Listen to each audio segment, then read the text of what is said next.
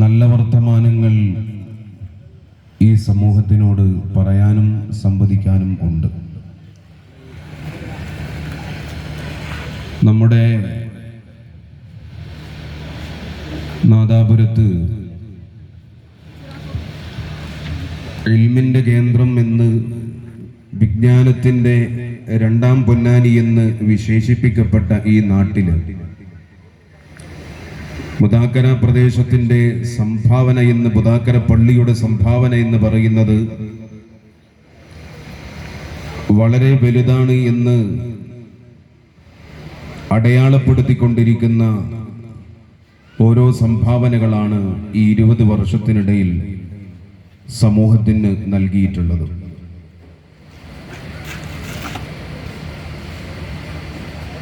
ഇരുപത് വർഷങ്ങൾക്ക് മുമ്പ് മഹാനായ സയ്യിദ് രാമന്തളി മുഹമ്മദ് കോയത്തങ്ങൾ അൽ ജലാലി അൽ ബുഖാരി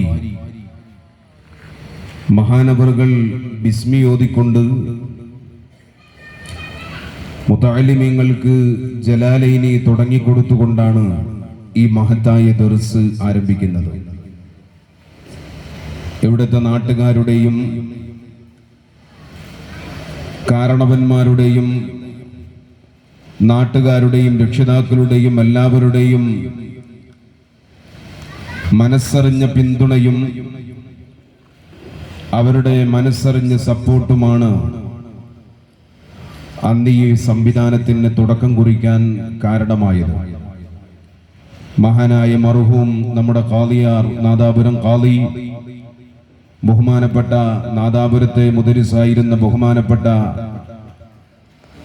ഉസ്താദിന്റെ പിതാവ് ഹമീദ് ഉസ്താദ്, കുഞ്ഞാലി ഉസ്താദ് അടക്കമുള്ള നമ്മുടെ പ്രഗത്ഭരായ ഉസ്താദുമാരുടെ സാന്നിധ്യത്തിലാണ് അന്ന് ദർസിന് ആരംഭം കുറിച്ചത്. ആ ആരംഭം കുറിക്കപ്പെട്ട അതേ പ്രൗഢിയും അതിന്റെ ബർക്കത്തോടു കൂടെ തന്നെ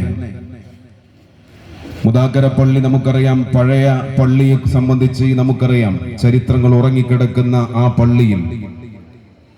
പള്ളിയുടെ ഉള്ളിൽ ഉള്ള സൗകര്യങ്ങൾ ഉപയോഗിച്ചുകൊണ്ട് മുന്നോട്ട് പോവുകയും പിന്നീട് ഈ പള്ളി പുതുക്കി പണിത് അൽഹംദുലില്ലാഹ് വളരെ റാഹത്തായി ആ പള്ളിയിൽ വെച്ച് തന്നെ ആ ദർസ് പുരോഗമിക്കുകയും ചെയ്യുന്ന ഏറ്റവും സന്തോഷകരമായ ഒരവസരം 20 വർഷം പൂർത്തീകരിക്കുമ്പോൾ ആ സന്തോഷ നിമിഷങ്ങൾ നമ്മളിപ്പോൾ പങ്കിട്ടുകൊണ്ടിരിക്കുകയാണ്. കേരളത്തിന്റെ സാമൂഹിക സാംസ്കാരിക മണ്ഡലങ്ങളിൽ പള്ളി ദർസുകൾ വഹിച്ചിട്ടുള്ള പങ്ക് എന്ന് പറയുന്നത് ചെറുതല്ല. പൊന്നാനിയുടെ വലിയ പള്ളിയിൽ നിന്ന് മഹാനായ സൈനുദ്ദീൻ മഖ്ദൂം റളിയല്ലാഹു അൻഹു കൊളുത്തിവെച്ച ആ വെളിച്ചം കേരളത്തിന്റെ എല്ലാ ഭാഗങ്ങളിലും, കേരളത്തിന്റെ എല്ലാ മുക്കുമൂലകളിലും സാമൂഹിക സാംസ്കാരിക പരിഷ്കരണത്തിനും മുന്നേറ്റത്തിനും ഉതകുന്ന രീതിയിൽ ആ ദർസിന്റെ വിപ്ലവം അത് വലിയതായിരുന്നു. ആ ദർസിൽ നിന്നും കൊളുത്തിയെടുത്ത ദീപം കേരളത്തിന്റെ എല്ലാ ഭാഗങ്ങളിലേക്കും, കേരളത്തിന്റെ പുറത്തേക്കും, രാജ്യത്തിന്റെ പുറത്തേക്കും നീളുന്നതാണ് നമ്മൾ കണ്ടത്. ആ കൂട്ടത്തിൽ ആ കൈത്തിരിയെ നെഞ്ചോട് ചേർത്തുകൊണ്ട് ഇന്നും അത് അതിൻ്റെതായ അർത്ഥത്തിൽ സൂക്ഷിച്ചു കൊണ്ടിരിക്കുന്ന ഒരു പ്രദേശമാണ് നാദാപുരം എന്നത്. നാദാപുരം വലിയ ജുമുഅത്ത് പള്ളി മഹാന്മാരാൽ അവരുടെ പാദസ്പർശനം കൊണ്ട് അനുഗ്രഹീതമായ, അവരുടെ സേവനങ്ങൾ കൊണ്ട് അനുഗ്രഹീതമായ നാദാപുരം ജുമുഅത്ത് പള്ളി, മഹാനായ ശംസുൽ ഉലമ ഖുതുബി തങ്ങൾ, മഹാന്മാരായ തറക്കണ്ടിയിലോറ പോലെ മഹാന്മാരായ ഒരുപാട് മശായിഖന്മാർ, ലോകത്ത് തന്നെ അറിയപ്പെട്ട വലിയ വലിയ പ്രഗത്ഭരായ പണ്ഡിതന്മാർ നാദാപുരത്ത് ദർസ് നടത്തുകയും നാദാപുരത്ത് വിജ്ഞാന വിപ്ലവം തീർക്കുകയും ചെയ്തത് ചരിത്രത്തിൽ നമ്മൾ വായിച്ചിട്ടുണ്ട്, നമ്മൾ കേട്ടിട്ടുണ്ട്. അപ്പൊ നാം മനസ്സിലാക്കേണ്ടത്, നാദാപുരം എന്ന് പറയുന്ന ഈ മഹത്തായ വിജ്ഞാനത്തിന്റെ ഗോപുരം എന്ന് തന്നെ നമുക്ക് വിശേഷിപ്പിക്കാവുന്ന ഈ പ്രദേശം മഹാനായ സൈനുദ്ദീൻ മഖ്ദൂം റളിയല്ലാഹു അൻഹു ആണ് ദർസിന്റെ മുന്നേറ്റങ്ങൾക്കും കേരളത്തിലെ എല്ലാവിധ മുസ്ലിം സംസ്കാര മുന്നേറ്റങ്ങൾക്കും ഏറ്റവും കൂടുതൽ, അതല്ലെങ്കിൽ അതിന്റെ തുടക്കം കുറിച്ചത് എന്ന് തന്നെ നമുക്ക് പറയാൻ കഴിയും. വലിയൊരു നവോത്ഥാന നായകനായിരുന്നു. ആ മഹാനായ സൈനുദ്ദീൻ മഖ്ദൂം റളിയല്ലാഹു അൻഹുവിന്റെ ഫത്ഹുൽ മുഈൻ എന്ന ഗ്രന്ഥം നമുക്കറിയാം കേരളത്തിലെ എല്ലാ പാഠശാലകളിലും, കേരളത്തിൽ എന്ന് മാത്രമല്ല അൽ അസ്ഹർ യൂണിവേഴ്സിറ്റിയെ പോലെയുള്ള ലോകത്ത് പ്രശസ്തമായ പ്രഗത്ഭം എന്ന് പറയാൻ പറ്റുന്ന അത്തരം യൂണിവേഴ്സിറ്റികൾ പോലും പാഠപുസ്തകമായി, അതല്ലെങ്കിൽ അവിടെ പ്രത്യേകം പഠിക്കാൻ വേണ്ടി പ്രത്യേകം നിർദ്ദേശിക്കപ്പെടുന്ന ഒരു വലിയ ഗ്രന്ഥമാണ് ഫത്ഹുൽ മുഈൻ എന്ന ഗ്രന്ഥം.